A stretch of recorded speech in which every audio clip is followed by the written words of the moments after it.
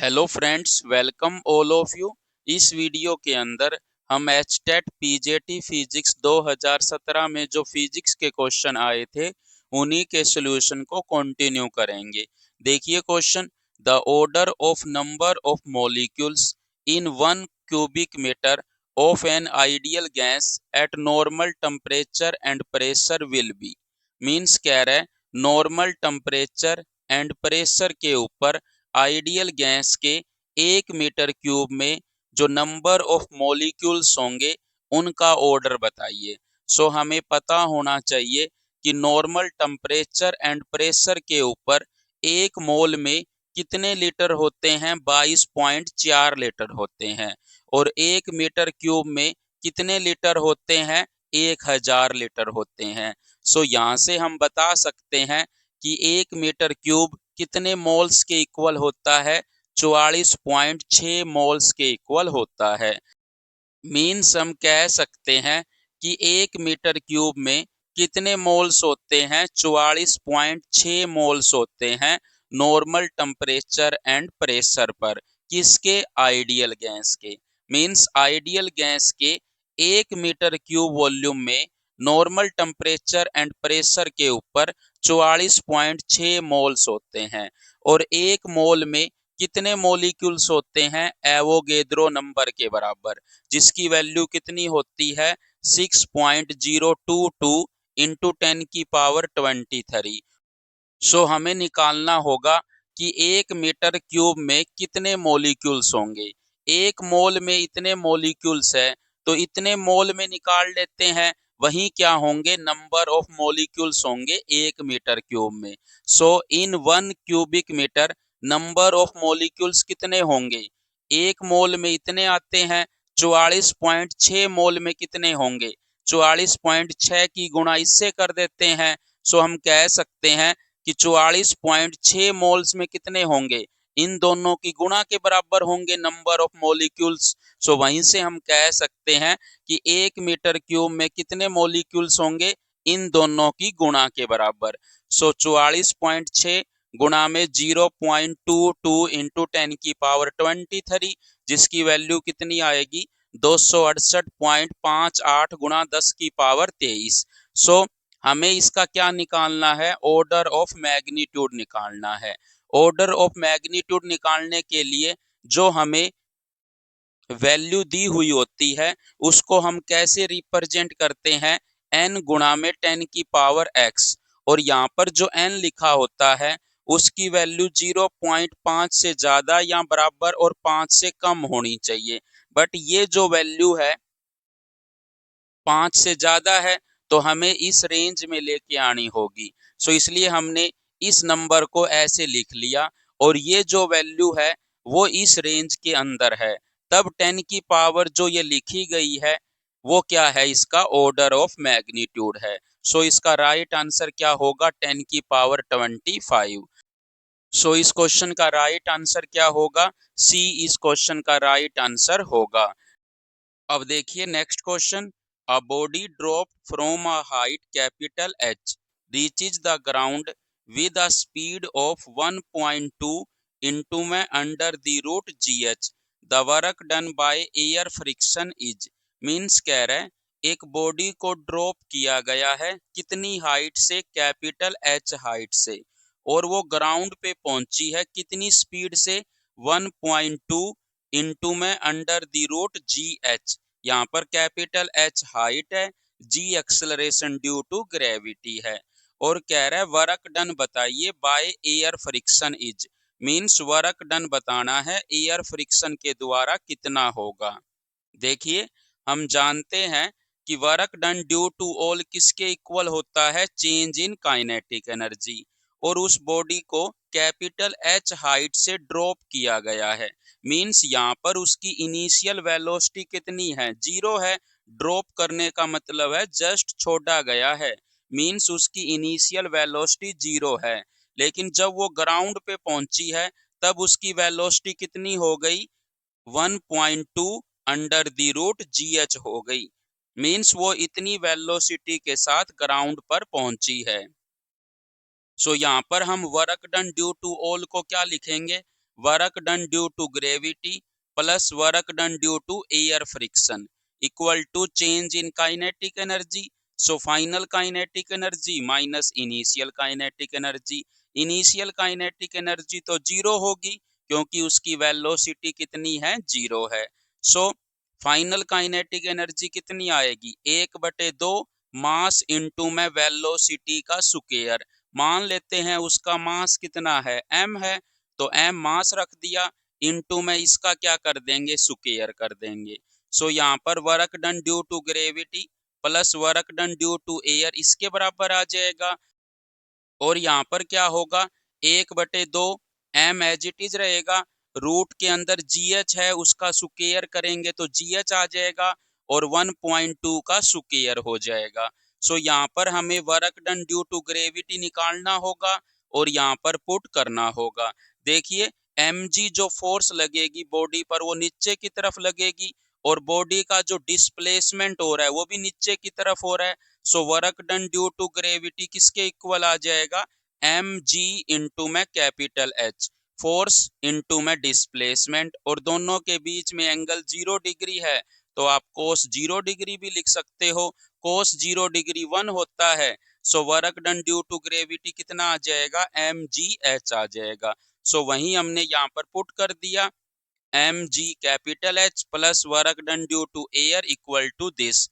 यहाँ पर work done due to air किसके इक्वल आ जाएगा, mgh कॉमन ले लिया, यहाँ पर क्या बच गया 1.2 का स्क्वायर बटे 2, और ये जब हम इस साइड लेकर आएंगे तो -1 रह जाएगा। सो यहाँ पर क्या बन जाएगा, mg कैपिटल H इंटू में 1.44/2 -1 बन जाएगा। इसको जब हम 2 से भाग करेंगे तो ये 0.72 आ जाएगा, -1 है, और ये कितना आ जाएगा, माइनस का 0.28।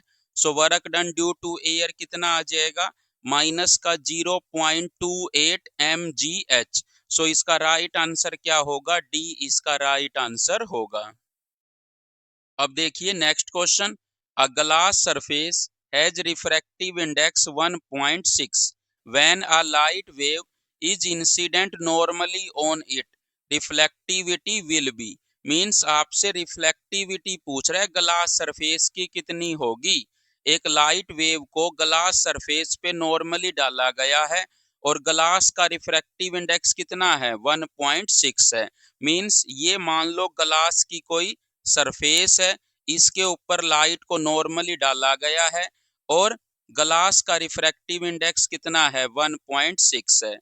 हमें इसके सराउंडिंग का रिफ्रैक्टिव इंडेक्स नहीं गिवन है तो हम एयर मान के चलेंगे, और एयर का रिफ्रैक्टिव इंडेक्स हम N1 मान लेते हैं, ग्लास के रिफ्रैक्टिव इंडेक्स को हम N2 मान लेते हैं। सो एयर का रिफ्रैक्टिव इंडेक्स कितना होता है, 1 होता है, और ग्लास का हमें गिवन है 1.6। तब रिफ्लेक्टिविटी किसके इक्वल होती है, जिसको हम कैपिटल R से रिप्रेजेंट करते हैं, वो इक्वल टू होती है N2 माइनस N1 बटे में N2 प्लस N1 का पूरे का स्क्वायर। सो यहाँ पर N2 की जगह 1.6 रख देंगे, N1 की जगह 1 रख देंगे, फाइनली इसको सोल्व करेंगे तो R की वैल्यू कितनी आ जाएगी, 9 बटे में 19 आ जाएगी। बट हमें यहाँ पर परसेंटेज ऑफ रिफ्लेक्टिविटी निकालनी होगी क्योंकि ऑप्शन के अंदर परसेंटेज में गिवन है।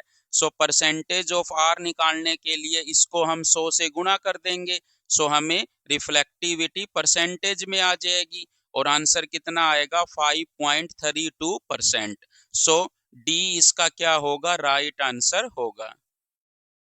अब देखिए next question, a particle is projected with a velocity u so that its horizontal range is thrice the greatest height attained, its horizontal range will be। Means आपसे कह रहे एक पार्टिकल है जिसको u वेलोसिटी से प्रोजेक्टेड किया गया है और उसकी जो हॉरिजेंटल रेंज है वो 3 गुना है ग्रेटेस्ट हाइट अटेंड, मतलब जो उसने हाइट अटेन करी है h उसका 3 गुना है हॉरिजेंटल रेंज। तब आपसे पूछ रहा है हॉरिजेंटल रेंज किसके इक्वल होगी, ये बताइए। हमें पता है हॉरिजेंटल रेंज जो होती है वो इक्वल टू होती है u square sine 2 theta by g, और मैक्सिमम हाइट जो अटेन करता है वो इक्वल टू होती है you square sine square theta by 2g। Means यहाँ पर क्या है, एक पार्टिकल को इनिशियल यू वेलोसिटी के साथ हॉरिजेंटल के साथ थीटा एंगल बनाते हुए फेंका जाए, तब ये फॉर्मूला किसका होता है, हॉरिजेंटल रेंज का, और ये फॉर्मूला किसका होता है, मैक्सिमम हाइट का। सो इन दोनों में क्या रिलेशन होती है, 4h equal to R tan theta. और क्वेश्चन के अकॉर्डिंग हमें आर कितना गिवन है, 3h गिवन है। सो यहाँ पर हम आर की जगह 3h रख देते हैं।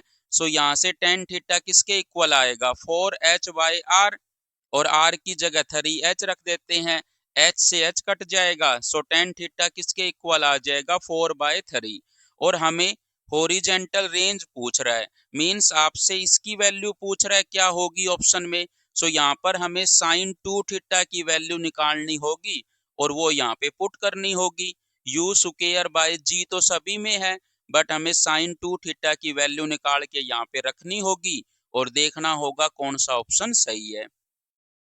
बट हमें टेन थीटा की वैल्यू पता है, साइन 2 थीटा किसके इक्वल होता है, 2 टेन थीटा बटे में 1 प्लस टेन स्क्वायर थीटा। इसकी वैल्यू हम यहाँ से निकाल लेंगे। साइन 2 थीटा की वैल्यू कितनी आएगी, 24/25 आ जाएगी, और ये वैल्यू हम यहाँ पे रख देंगे रेंज के अंदर। सो हमें रेंज की वैल्यू कितनी मिल जाएगी, यू स्क्वायर बाय जी तो एज इट इज रहेगा, साइन 2 थीटा की जगह 24/25 रख देंगे। सो रेंज कितनी आ जाएगी, 24/25 यू स्क्वायर बाय जी। सो इसका राइट आंसर क्या होगा, बी इसका राइट आंसर होगा। सो इस क्वेश्चन को आपने कैसे डील किया, सबसे पहले आपको रेंज का फॉर्मूला पता था, उसके अंदर यू स्क्वायर और जी तो ऑप्शन में एज इट इज है, बट हमें साइन 2 थीटा की वैल्यू नहीं पता थी। वो निकालने के लिए हमें एक कंडीशन दे रखी थी कि जो रेंज है वो मैक्सिमम हाइट का 3 गुना है। सो आर इक्वल टू 3h का यूज करके आपने क्या किया, टेन थीटा की वैल्यू निकाल ली, टेन थीटा की वैल्यू से साइन 2 थीटा की वैल्यू निकाल ली, साइन 2 थीटा की वैल्यू को यहाँ पर रख दिया, और फाइनली रेंज की वैल्यू क्या आ गई, 24/25 यू स्क्वायर बाय जी आ गई। अब देखिए next question, decimal equivalent of hexadecimal number this. Means आपको हेक्साडेसिमल में नंबर गिवन है 7BA, और इसको किस में कन्वर्ट करना है, डेसिमल में कन्वर्ट करना है। यहाँ पर आपको हेक्साडेसिमल में क्या नंबर गिवन है, 7BA, बट हमें ये पता होना चाहिए कि ए और बी क्या है यहाँ पर। तो हेक्साडेसिमल में हम 10 को ए लिखते हैं, 11 को बी लिखते हैं। मींस यहाँ पर ए की जगह क्या है, 10 है, और बी की जगह क्या है, 11 है, और ये 7 एज इट इज है। हमें इस नंबर को डेसिमल में कन्वर्ट करना है, तो हमने ये नंबर लिख लिया, ए की जगह 10, बी की जगह 11, 7 की जगह 7 ही है। और यहाँ पर क्या करेंगे, इसको मल्टीप्लाई करेंगे 16 की पावर 0 से, इसको मल्टीप्लाई करेंगे 16 की पावर 1 से, और इसको मल्टीप्लाई करेंगे 16 की पावर 2 से। तो ये कितना आएगा, 1792, और ये कितना आएगा, 176, और ये कितना आएगा 10, क्योंकि 16 की पावर 0 कितनी होती है, 1 होती है, और 10 की गुणा 1 से करोगे तो 10 आएगा। अब इन तीनों को जोड़ दो, आंसर क्या आएगा, 1978 आएगा। सो हमने इस नंबर को डेसिमल में कन्वर्ट कर लिया, और वैल्यू कितनी आ गई, 1978 आ गई। मींस यहाँ पर क्वेश्चन मार्क की जगह कितनी वैल्यू आएगी, 1978 आएगी। सो ए इसका क्या होगा, राइट आंसर होगा। अब देखिए next question, 3 particles each of mass small m are placed at the vertex of an equilateral triangle of side A. The position vector of the center of mass is, means कह रहा है 3 particle है और each particle का मास m है, और वो equilateral triangle के वर्टेक्स पे रखे गए हैं, और इक्विलेटरल ट्रायंगल की साइड किसके इक्वल गिवन है, ए के इक्वल गिवन है, और ईच पार्टिकल का मास क्या है, m है। और आपसे कह रहा है पोजीशन वेक्टर बताओ सेंटर ऑफ मास का, कि पोजीशन वेक्टर ये होगा, ये होगा, ये होगा, या फिर ये होगा। देखिए अगर हम ऑप्शंस को गौर से देखें तो हम देख सकते हैं कि पोजीशन वेक्टर जो है सेंटर ऑफ मास का, उसमें एक्स कोऑर्डिनेट और वाई कोऑर्डिनेट दोनों पॉजिटिव है। मींस एक्सियम जो है सेंटर ऑफ मास का एक्स कोऑर्डिनेट वो भी पॉजिटिव है और सेंटर ऑफ मास का वाई कोऑर्डिनेट भी पॉजिटिव है। मींस ये फर्स्ट क्वाड्रेंट के अंदर है। मीन्स हम कह सकते हैं कि इक्विलेटरल ट्रायंगल के तीन वर्टेक्स पे जो पार्टिकल रखे गए थे एम मास के, उनका जो सेंटर ऑफ मास होगा वो फर्स्ट क्वाड्रेंट के अंदर आएगा, क्योंकि यहाँ पर एक्सियम भी पॉजिटिव है और वाईसीएम भी पॉजिटिव है। सो हमें ओरिजिन को ध्यान से चूज करना होगा कि किस वर्टेक्स को हम ओरिजिन माने, ताकि सेंटर ऑफ मास का एक्स कोऑर्डिनेट और वाई कोऑर्डिनेट पॉजिटिव आए। सो देखिए हमें इक्विलेटरल ट्रायंगल गिवन है जिसकी साइड ए है और इसके तीन वर्टेक्स के ऊपर तीन पार्टिकल रखे गए हैं एम मास के। सो हमें इस वर्टेक्स को ओरिजिन लेना होगा, तभी हमारा जो सेंटर ऑफ मास आएगा वो फर्स्ट क्वाड्रेंट में आएगा और वो कहाँ पे आएगा वो हमें निकालना होगा। सो इस एक्सिस को हम एक्स एक्सिस ले लेते हैं, इसको वाई एक्सिस ले लेते हैं। सो इस वर्टेक्स को अगर हमने ओरिजिन माना है तो इसके कोऑर्डिनेट 0,0 होंगे। सो इसके कोऑर्डिनेट क्या आ जाएंगे a,0 और इसके कोऑर्डिनेट हमने बेसिक ज्योमेट्री के लेक्चर में पढ़ा था कि इसके कोऑर्डिनेट होंगे a/2 √3 a/2। सो इस मास को हम m1 मान लेते हैं, इसके कोऑर्डिनेट को x1 y1 मान लेते हैं, इस मास को हम m2 मान लेते हैं और इसके कोऑर्डिनेट को हम x2 y2 मान लेते हैं और इस मास को हम m3 मान लेते हैं और इसके कोऑर्डिनेट को हम x3 y3 मान लेते हैं। सो यहाँ पर x1 कितना होगा 0, y1 कितना होगा 0, x2 कितना होगा a, y2 कितना होगा 0, x3 कितना होगा a/2, y3 कितना होगा √3 इंटू में a/2। सो हमें सेंटर ऑफ मास का x कोऑर्डिनेट निकालना होगा जिसको हम एक्सियम से रिप्रेजेंट कर रहे हैं, जो किसके इक्वल होता है m1 x1 plus m2 x2 plus m3 x3 बटे में m1 plus m2 plus m3। Similarly y coordinate जो होगा सेंटर ऑफ मास का वो इक्वल टू होगा m1 y1 plus m2 y2 plus m3 y3 बटे में m1 plus m2 plus m3। सो यहाँ पर एक्सियम किसके इक्वल आएगा m गुणा में 0 प्लस का m गुणा में a प्लस का m गुणा में a/2 बटे में m प्लस m 3m हो जाएगा नीचे। फाइनली सोल्व करेंगे a/2 आ जाएगा।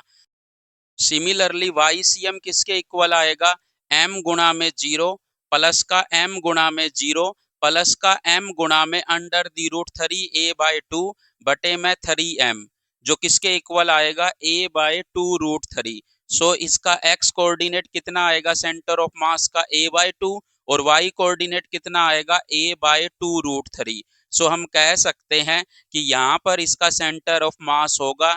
सो हम कह सकते हैं कि सेंटर ऑफ मास के कोऑर्डिनेट क्या आ गए a/2 सो यहाँ पर अगर हम सेंटर ऑफ मास का पोजीशन वेक्टर लिखना चाहे विद रिस्पेक्ट टू ओरिजिन, तो जिसको हम r वेक्टर से रिप्रेजेंट कर देते हैं। सो r वेक्टर किसके इक्वल आएगा axiom i cap plus YCM j cap. Axiom किसके इक्वल है a/2 और YCM किसके इक्वल है a/2√3। यहाँ पर पुट कर दिया, a/2 कॉमन ले लिया, क्या बच गया i कैप प्लस j कैप/√3। सो यहाँ पर इस क्वेश्चन का राइट आंसर क्या होगा ए इस क्वेश्चन का राइट आंसर होगा। अब देखिए next question, a specified differential equation is given as 1/2mv square plus half kx square equal to capital E। The amplitude of oscillations represented by this equation is. Means ये जो equation है oscillations की है और जो oscillation कर रहा है वो one dimensional simple harmonic oscillator है। मींस जो ये इक्वेशन गिवन है वो one dimensional simple harmonic oscillator की है। उसमें ये टर्म काइनेटिक एनर्जी को रिप्रेजेंट कर रही है और ये टर्म पोटेंशियल एनर्जी को रिप्रेजेंट कर रही है। और यहाँ पर के क्या है, स्प्रिंग कांस्टेंट है, और ई क्या है, टोटल एनर्जी है, क्योंकि हमें पता है काइनेटिक एनर्जी और पोटेंशियल एनर्जी का सम टोटल एनर्जी के इक्वल होता है। सो यहाँ पर टोटल एनर्जी क्या है, कैपिटल ई के इक्वल है। और हमें पता है one dimensional simple harmonic oscillator के अंदर मींस एसएचएम के अंदर मीन्स यहाँ पर कौन सी मोशन हो रही है, सिंपल हार्मोनिक मोशन हो रही है। उसमें टोटल एनर्जी किसके इक्वल होती है, हाफ के ए स्क्वायर के इक्वल होती है। यहाँ पर ए क्या होता है, एम्पलीट्यूड होता है ओसिलेशन का। मीन सिंपल हार्मोनिक ओसिलेटर का एम्पलीट्यूड कितना है, कैपिटल ए है। सो यहाँ पर ए स्क्वायर किसके इक्वल आएगा, 2E/k। सो यहाँ पे ए किसके इक्वल आ जाएगा, अंडर दी रूट 2E/k। सो सी जो होगा इसका राइट आंसर होगा, क्योंकि हमें इस क्वेश्चन के अंदर एम्पलीट्यूड ही पूछ रहा था ओसिलेशन का, और एम्पलीट्यूड कितना आया है, अंडर दी रूट 2E/k। सो हम कह सकते हैं कि सी जो होगा इसका राइट आंसर होगा।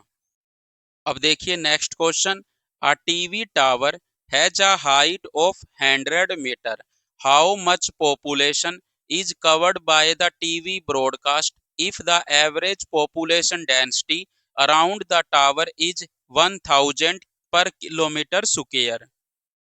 अब देखिए next question, a TV tower has a height of 100 metre, how much population is covered by the TV broadcast if the average population density around the tower is 1000 per kilometer square, radius of earth equal to 6.4 into 10 की power 6 metre. Means कह रहा है एक TV tower है जिसकी height 100 metre है, और उसके आसपास में जो पॉपुलेशन डेंसिटी है वो 1000 पर किलोमीटर स्क्वायर है। मीन्स 1 किलोमीटर स्क्वायर एरिया में 1000 लोग रहते हैं। सो कह रहे कितनी पॉपुलेशन को वो टीवी ब्रॉडकास्ट कवर करेगा। सो हम क्या करेंगे, जितना एरिया वो कवर करेगा टीवी टावर उसको 1000 से गुणा कर देंगे, और वो एरिया जो निकालेंगे हम किलोमीटर स्क्वायर में निकालेंगे, तभी हम उसको 1000 पर किलोमीटर स्क्वायर से गुणा कर पाएंगे। सो हमें आंसर मिल जाएगा। सो देखिए यहाँ पर जो हाइट गिवन है टावर की, एच की वैल्यू वो कितनी गिवन है, 100 मीटर। मींस 100 मीटर का एक टावर है जो अर्थ की सरफेस पे लगा हुआ है। अर्थ की रेडियस कितनी मान लेते हैं, कैपिटल आर मान लेते हैं, जो कितनी गिवन है, 6.4 इंटू 10 की पावर 6 मीटर। और यहाँ पर थीटा एंगल क्या है, वो एंगल है जो टावर का टॉप है उससे अगर हम टेंजेंट खींचे अर्थ की सरफेस पे, वो कितना एंगल बनाएगी टावर के साथ, वो एंगल है। दोनों साइड सेम बनेगा, थीटा और थीटा। सो एरिया जितना कवर्ड होगा टीवी टावर के द्वारा वो हम ए मान लेते हैं, जो आपको डायरेक्ट याद रखना है, जो किसके इक्वल होता है, 2 pi capital R square into 1 minus cos theta. यहाँ पर कोस थीटा किसके इक्वल होता है, कैपिटल आर बटे में कैपिटल आर प्लस एच। यहाँ पर एच टावर की हाइट है और आर क्या है, अर्थ की रेडियस है। सो यहाँ पर हम पुट कर देते हैं कोस थीटा की जगह। सो ए किसके इक्वल आ जाएगा, 2 पाई आर स्क्वायर इंटू में 1 माइनस आर बटे आर प्लस एच। एलसीएम लेंगे तो आर प्लस एच आ जाएगा नीचे, ऊपर R plus H minus R हो जाएगा, आर से आर कट जाएगा। सो क्या बचेगा, एच बटे में आर प्लस एच। और देखिए आर की वैल्यू बहुत ज्यादा है और एच की वैल्यू बहुत कम है। सो हम यहाँ पर आर प्लस एच की जगह क्या लिख सकते हैं, नियरली आर ही लिख सकते हैं। सो यहाँ पर क्या बन जाएगा, 2 पाई आर स्क्वायर इंटू में एच बटे आर, आर से आर कट जाएगा। सो जो एरिया कवर होगा टीवी टावर के द्वारा वो इतना होगा, 2 पाई आर एच। यहाँ पर आर की वैल्यू रख दी, एच की वैल्यू रख दी, तो एरिया किस में आएगा, मीटर स्क्वायर में आएगा। बट हमें किलोमीटर स्क्वायर में चाहिए तो 10 की पावर 6 से डिवाइड कर दिया, 10 की पावर 6 से 10 की पावर 6 कट जाएगा। सो एरिया कितना आ जाएगा, 4.02 इंटू 10 की पावर 3 किलोमीटर स्क्वायर। मीन्स इतना एरिया कवर होगा टीवी टावर के द्वारा। सो कितनी पॉपुलेशन कवर हो जाएगी, पॉपुलेशन डेंसिटी को एरिया जो कवर हुआ है उससे गुणा कर देंगे, मीन्स इसको 10 की पावर 3 से गुणा कर देंगे। सो आंसर क्या आ जाएगा 4.02 इंटू 10 की पावर 6। सो इसका राइट आंसर क्या होगा, डी इसका राइट आंसर होगा। सो इस क्वेश्चन को करने के लिए हमें ये याद रखना होगा, अगर किसी टावर की हाइट h है तो वो कितना एरिया कवर करता है, 2 pi capital R square into 1 minus cos theta, इतना एरिया कवर करता है। यहाँ पर कैपिटल R क्या है, उस प्लेनेट की रेडियस है। जैसे इस क्वेश्चन में हमें प्लेनेट की जगह अर्थ गिवन थी तो हमने अर्थ की रेडियस ले ली, और यहाँ पर कोस थीटा किसके इक्वल होता है, कैपिटल आर बटे में कैपिटल आर प्लस एच। यहाँ पर एच टावर की हाइट होती है और आर रेडियस होती है उस प्लेनेट की। और यहाँ पर थीटा क्या होता है, वो एंगल होता है जो टावर की टॉप से प्लेनेट की सरफेस पर जब हम टेंजेंट खींचते हैं तब वो टेंजेंट टावर के साथ जो एंगल बनाएगी वही एंगल थीटा होता है, और दोनों साइड सेम एंगल बनेगा, इस साइड भी थीटा इस साइड भी थीटा। सो यहाँ पर कोस थीटा किसके इक्वल होता है, आर बटे आर प्लस एच। ये सब कुछ पुट किया, एक इसके इक्वल आ गया 2 पाई आर एच के इक्वल आ गया, सभी वैल्यूज पुट की, एक की वैल्यू हमने किलोमीटर स्क्वायर में निकाली और एक ही वैल्यू निकाल करके हमने पॉपुलेशन डेंसिटी से मल्टीप्लाई कर दी। यहाँ पर पॉपुलेशन डेंसिटी पर किलोमीटर स्क्वायर में गिवन थी, अगर मीटर स्क्वायर में गिवन होती तब हम इस वैल्यू को मल्टीप्लाई करते, बट हमें पर किलोमीटर स्क्वायर में गिवन थी तो हमने एरिया को किलोमीटर स्क्वायर में निकाला ताकि यूनिट से यूनिट कैंसल आउट हो जाए, क्योंकि ये पर किलोमीटर स्क्वायर में है, ये किलोमीटर स्क्वायर में है, दोनों कट जाएंगे और हमें पॉपुलेशन जो कवर्ड होगी टीवी टावर के द्वारा वो मिल जाएगी। मींस नॉर्मली इतने पर्सन जो है वो कवर्ड हो जाएंगे इस टीवी ब्रॉडकास्ट के द्वारा। So finally thank you so much for watching this video. अगर आपको वीडियो अच्छी लगी तो please like share and channel को सब्सक्राइब जरूर करें।